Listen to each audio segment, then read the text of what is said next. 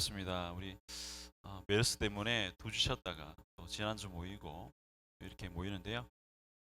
참 제자 양육은 역사상 메르스 때문에 신적은 질병 때문에 신적은 없는 것 같아요.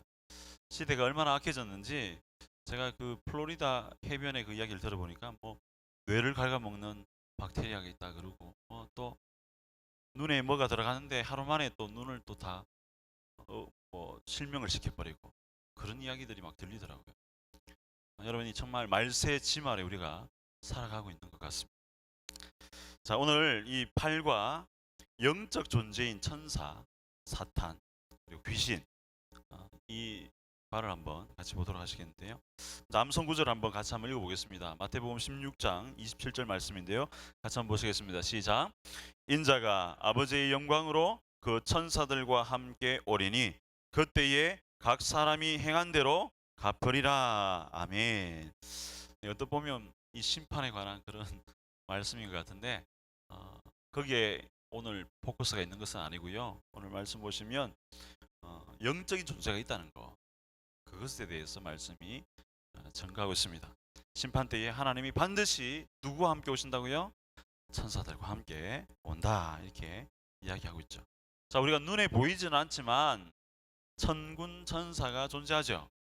또 천군 천사가 있지만 또 사탄도 있습니다. 그의 수하들인 귀신들도 있죠. 이런 영적인 존재가 있다는 것을 말씀은 이야기하고 있습니다.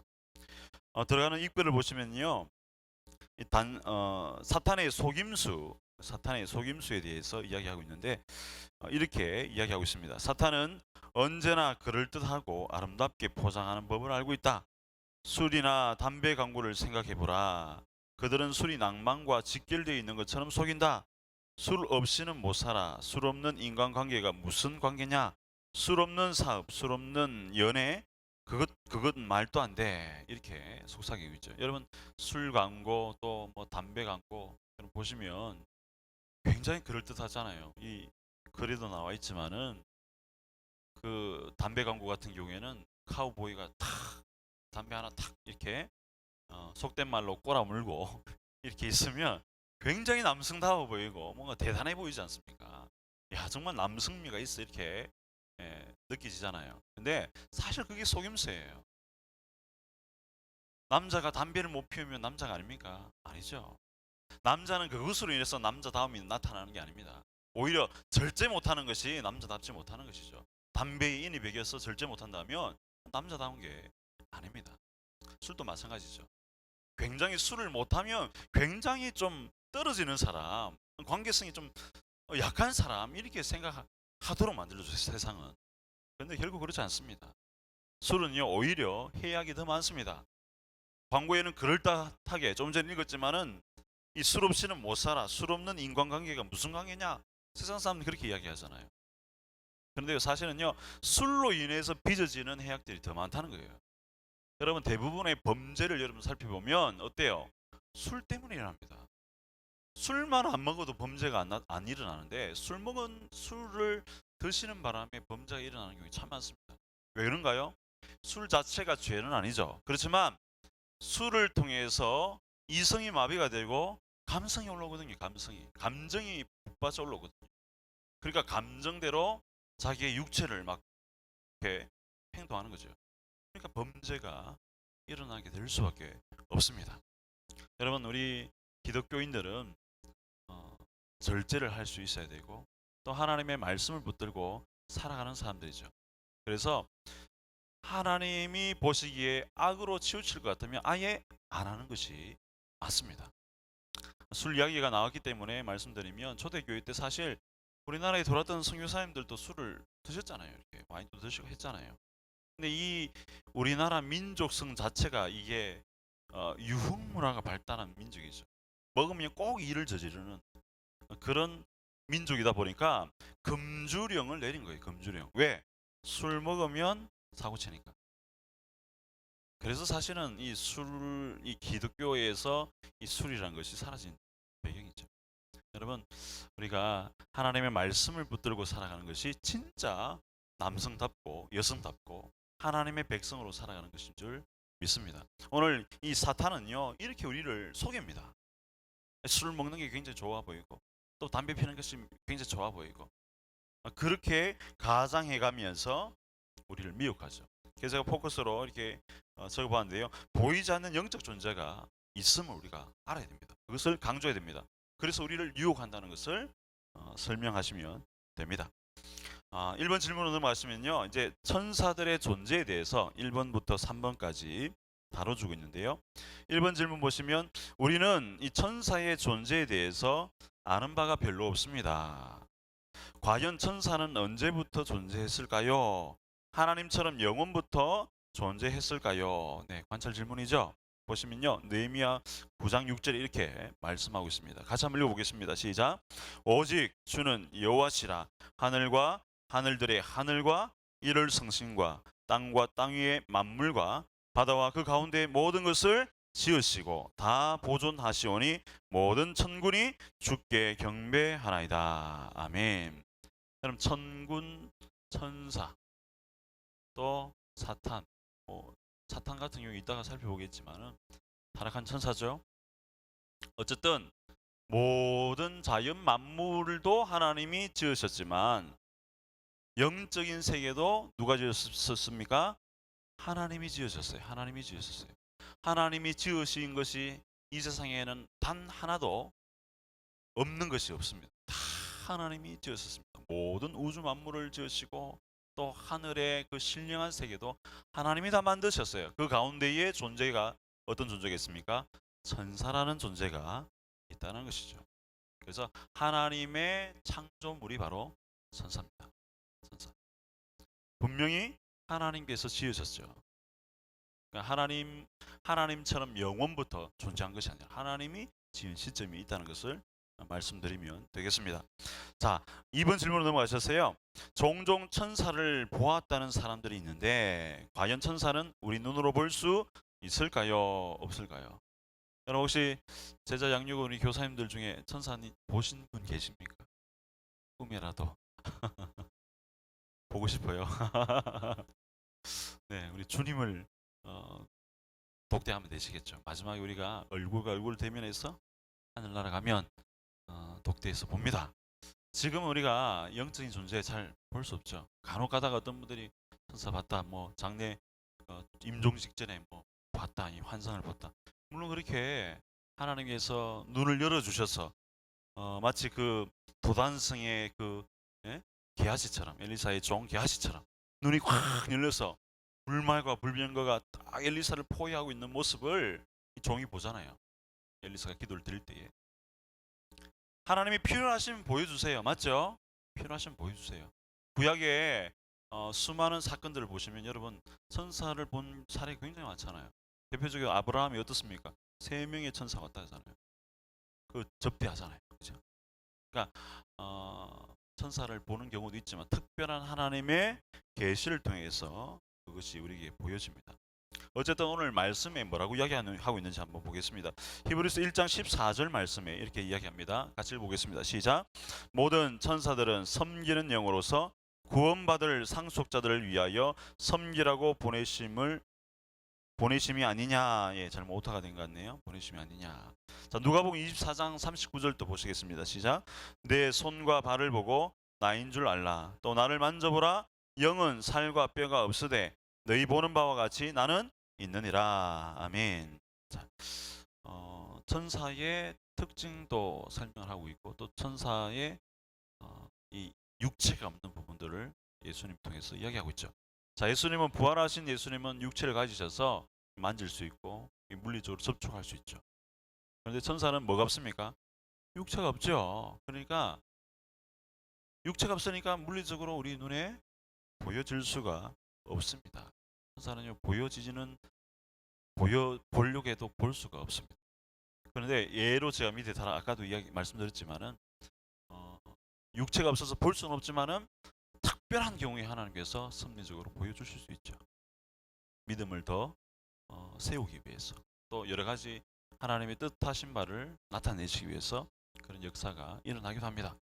예전에 우리 담임 목사님 설교하실 때도 그런 부분들을 언급하셨잖아요. 그죠? 설교를 하실 때 강단에 천사가 수종되는 그 말씀을 하셨잖아요.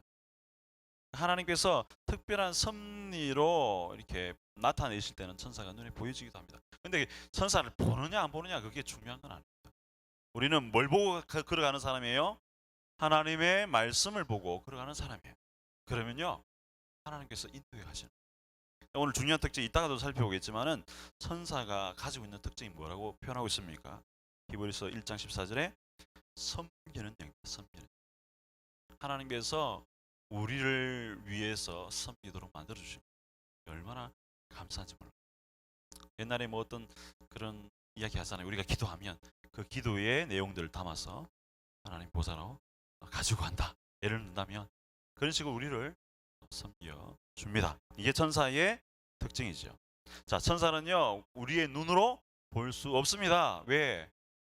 육체를 가지고 있지 않거든요. 볼 수가 없죠. 영적인 존재입니다. 사탄도 마찬가지죠. 필요하다면 그게 보여지겠죠. 근데 굳이 그것을 보려고 하실 필요는 없을 것 같습니다. 자, 3번 질문 넘어가셨어요. 이제 천사들의 존재. 천사가 사람과 다른 점은 무엇입니까? 관찰 질문이죠.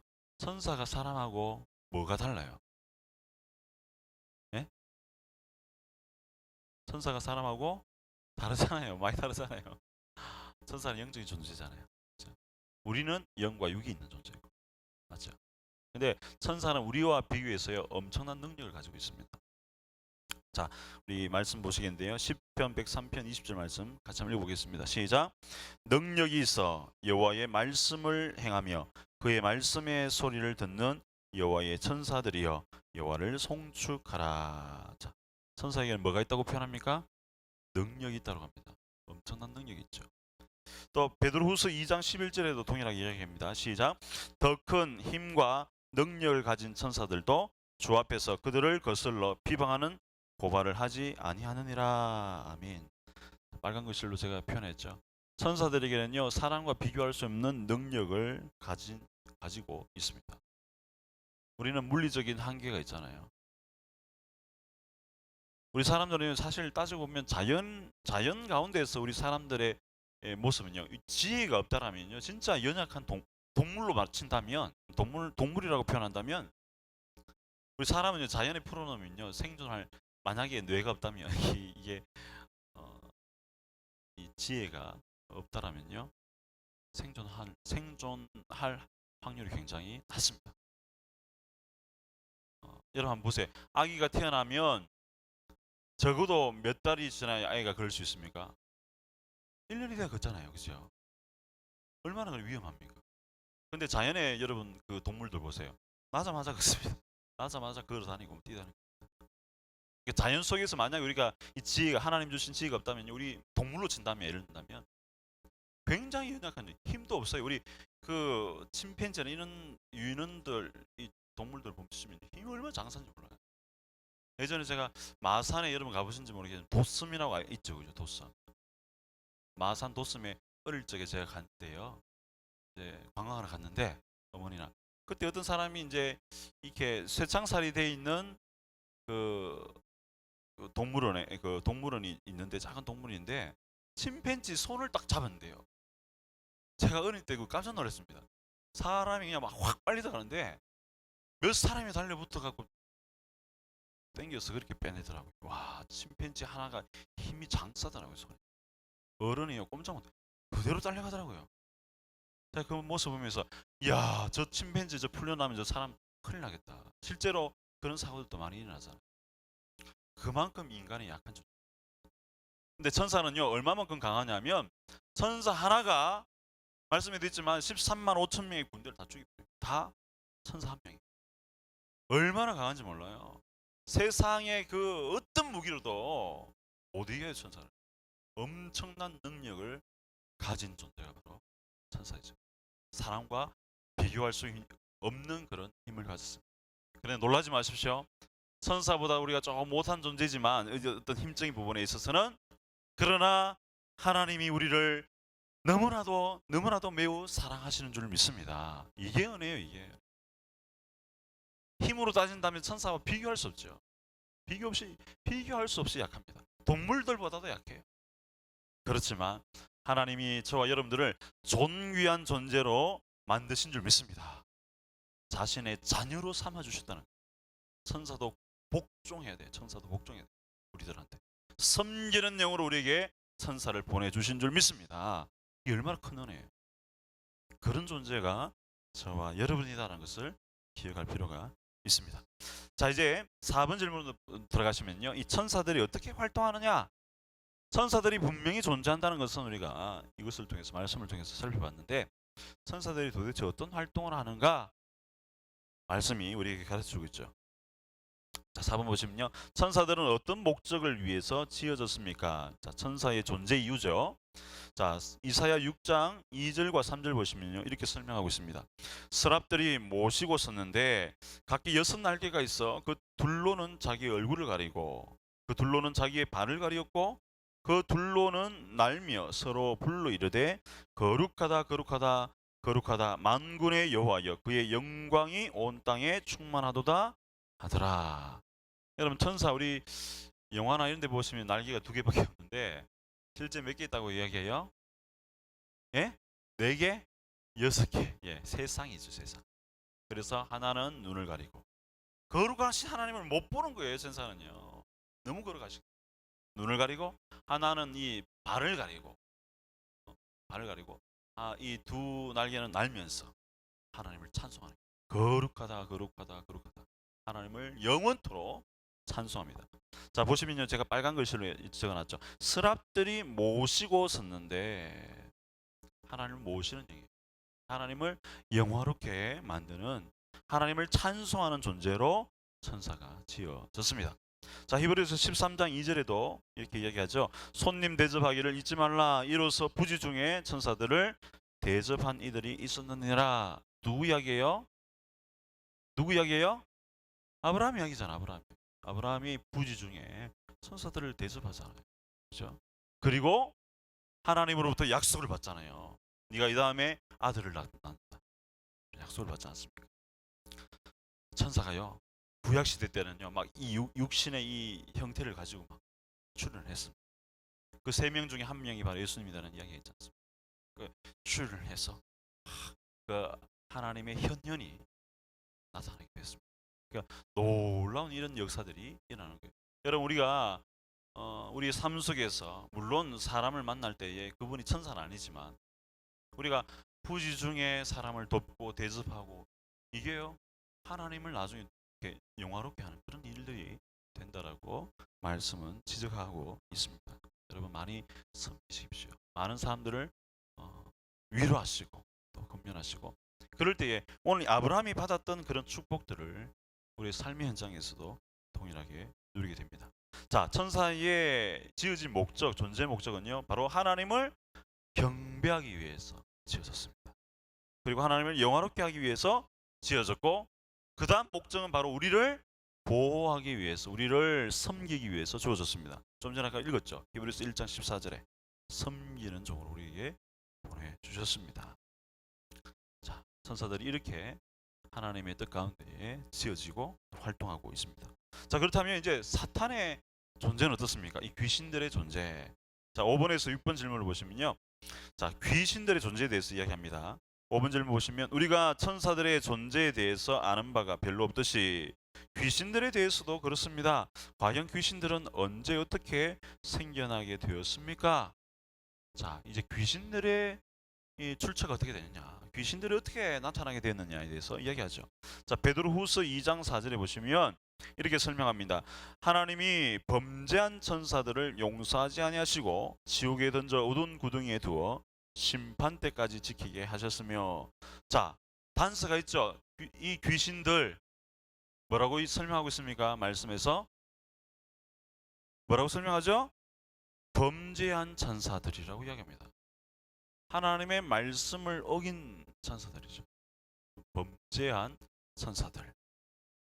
또 유다서 1장 6절에 보시면요, 이렇게 표현합니다. 또 자기 지위를 지키지 아니하고 자기 처소를 떠난 천사들, 큰 날의 심판까지 영원한 결박으로 흑암에 가두셨으며, 이렇게 이야기하죠. 자, 동일합니다. 자기 지위를 지키지 않았습니다. 자기 처소를 떠나버렸어요. 이게 무슨 말입니까? 하나님의 명령과 하나님의 말씀이 뭐 하지 않는 거예요? 순종하지 않는 천사들. 이게 바로 사탄 그리고 귀신들이죠. 하나님을 배역한 천사들을 말하고 있습니다. 자, 그래서 제가 밑에 적어놨는데요. 하나님 뜻으로부터 탈선한 천사들입니다. 하나님의 뜻으로부터 탈선한 천사들.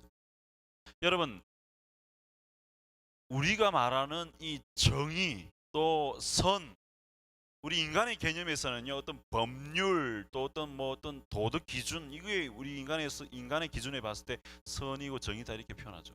사실은요, 이게 선이고 정의가 아닙니다. 선하신 분은 누구예요? 하나님 한 분밖에 없는 줄 믿습니다. 하나님이 선하신 분이에요. 어떤 도덕 기준이 선한 게 아니고요. 물론 그것들도 하나님께서 우리에게 지정을 주셔서 우리를 통해서 나온 선의 창조물이죠.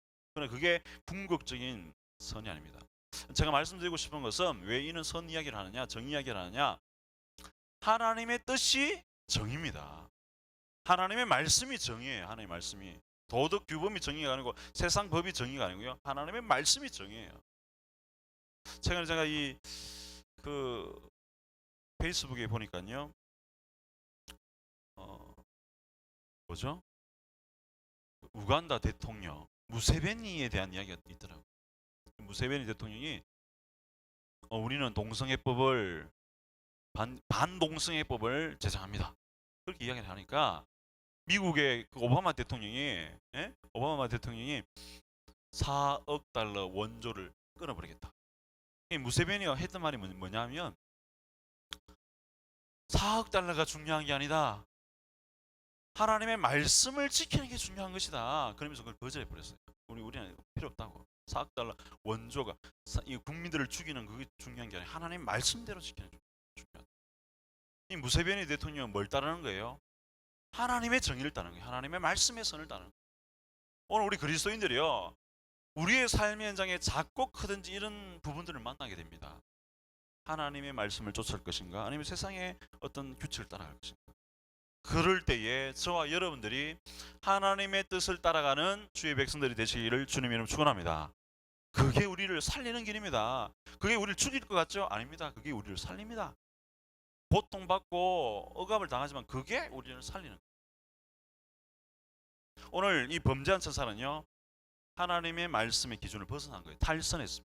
자기가 하나님처럼 되려고 했던 거죠. 어떻게 보면 탈선해 버렸습니다. 죄가 바로 그겁니다. 여러분, 죄가 이 히브리어로 하마르티아라고 있죠. 하마르티아. 이 하마르티아가요, 관역에서 빗나간 상태를 말하는 거예요. 관역이 여기 있으면 일로 날아가야 되는데, 화살이 정확하게 관역으로 날아가야 되는데 화살이 관역을 빗나가서 날아가는 게 이게 죄입니다. 이 관역이 뭡니까? 하나님의 말씀입니다. 하나님의 뜻입니다. 하나님의 뜻대로 살아가는 것이 선이고 정이고 그것이 진리입니다. 근데 이 범죄한 천사가요, 그대로 안 살았다. 하나님 뜻과 관계없이 자기 마음대로 나갔던 거죠. 관역을 빗나간 상태에 있었다는 것을 보여주고 있습니다. 여러분, 우리가 이 범죄한 천사들을 보면서 우리가 교훈을 받아야 돼요. 아, 우리가 이렇게 살면 안 되겠구나. 천사에서 사탄이 되어버려요. 천사에서 귀신이 되어버려요. 엄청난 존재의 변화가 일어나버리죠. 말씀대로 살지 않으면 우리는 죄악의 종로로 사는 인생이 되어버립니다. 그러나 말씀에 순종하면 하나님의 거룩한 자녀로서 승리하는 인생이 될 줄 믿습니다. 이게 능력입니다. 능력이죠. 자, 귀신들이 분명히 존재합니다. 범죄한 천사들입니다. 하나님의 말씀으로부터 빗나간 상태에 있는 존재들이죠. 그러니까 얼마나 말씀을 해코지 하려고. 요즘 이 시대에 보십시오. 정말 마지막 때인 것 같아요.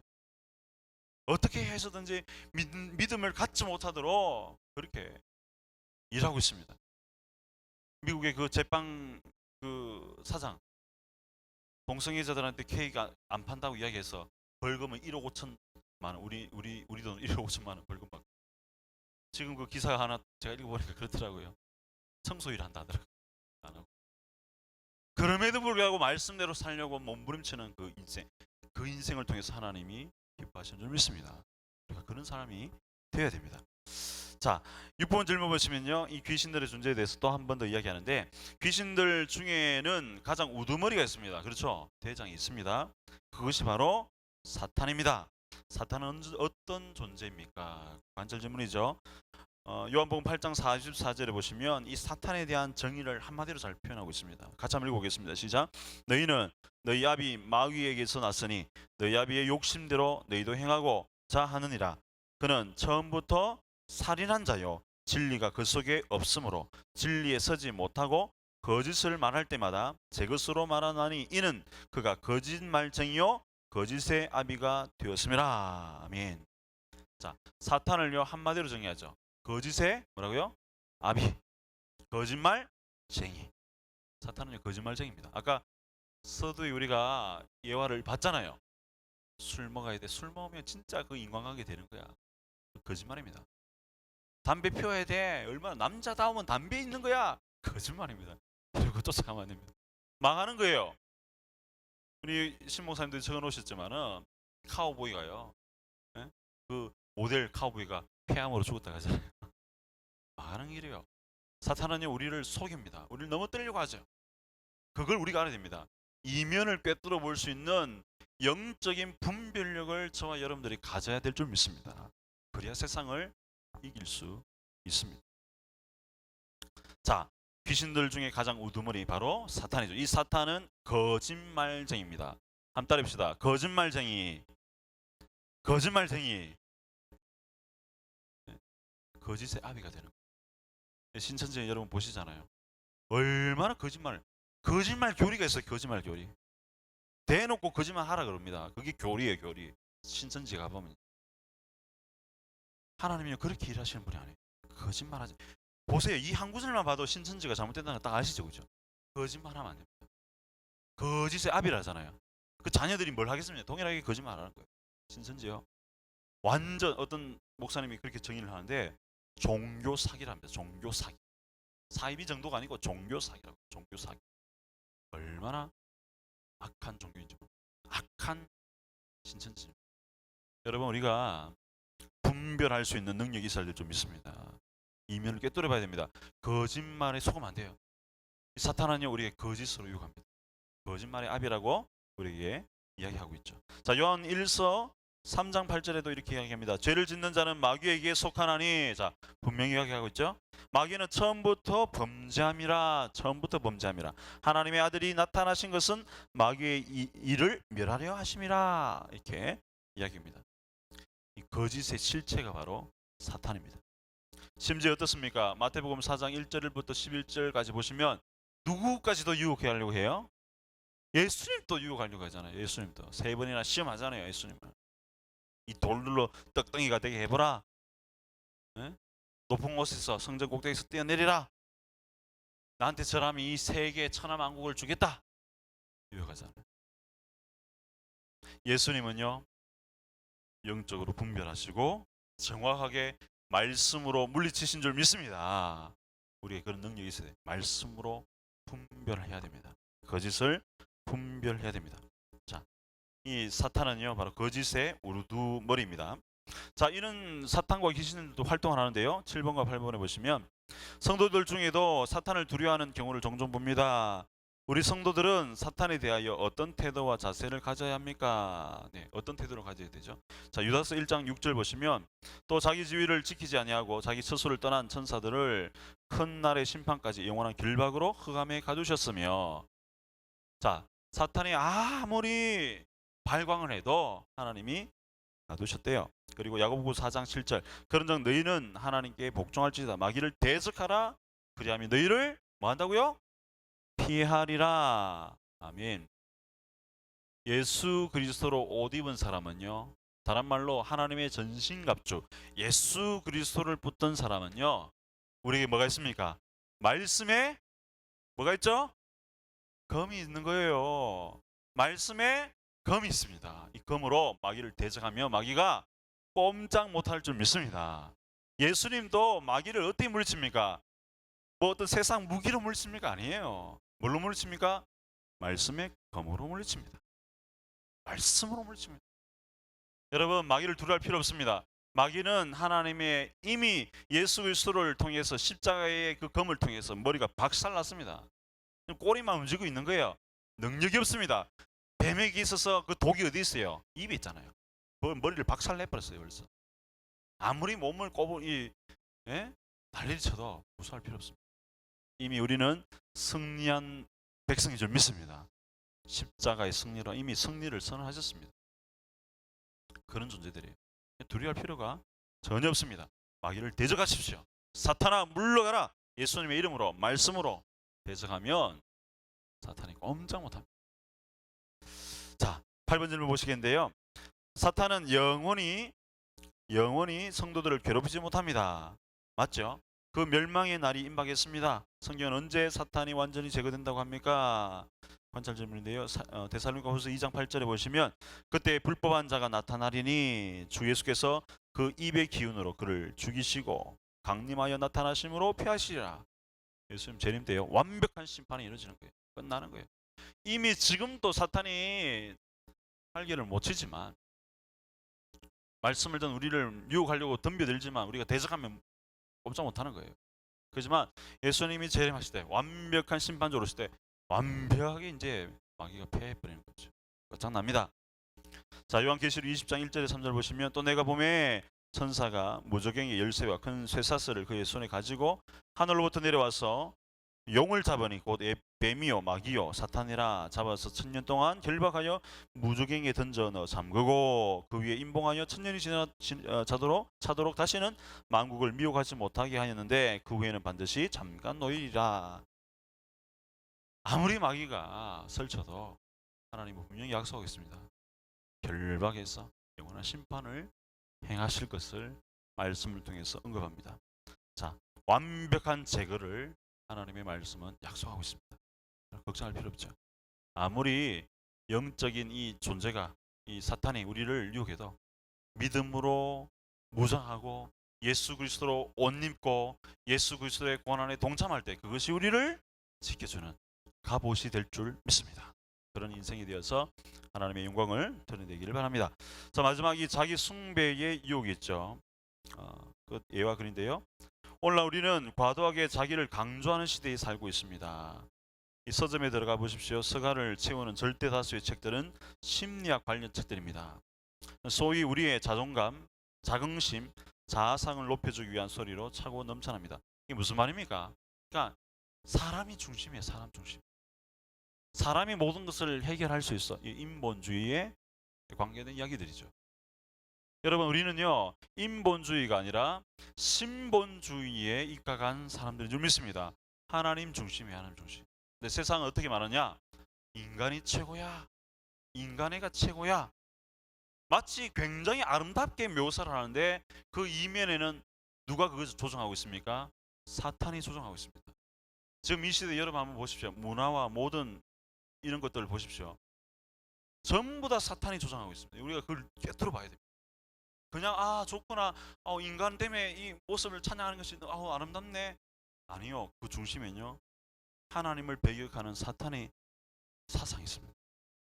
하나님보다 사람을 더 높이 해서 사람을 숭배하도록 만들어가고 있습니다. 여러분은요 피조물이라는 사실을 결국 잊어서는 안 됩니다. 하나님으로부터 만들어진 피조물, 연약한 그릇임을 늘 기억해야 됩니다. 하나님의 말씀대로 살아가는 사람들인 줄 믿어야 됩니다. 그저께 제가 장례식을 다녀왔는데요. 그 집사님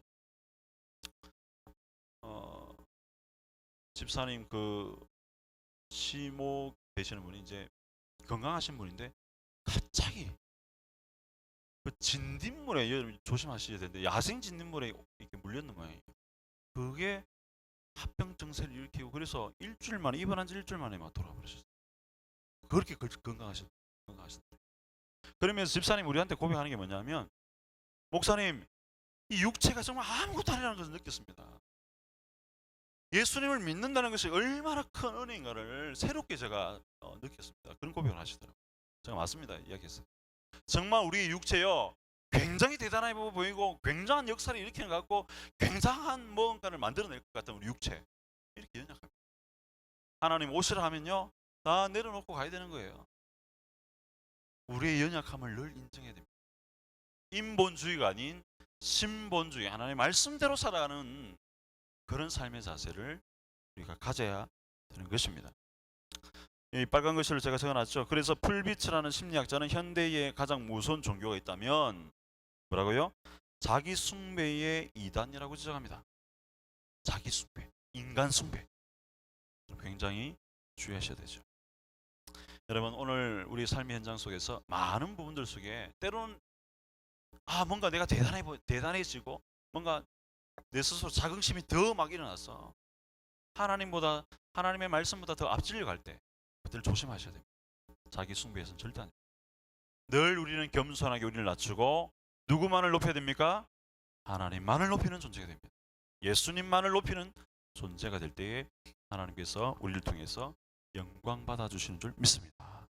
우리 모두 다 그런 사람들이 되셔서 이 영적인 존재들을 인정하면서 뿐만 아니라 이 영적인 존재 가운데 이 사탄과 귀신들을 대적하면서 하나님의 말씀으로 분별하며 걸어갈 수 있는 저와 여러분들이 다 되시기를 주님의 이름으로 축원합니다. 기도하겠습니다.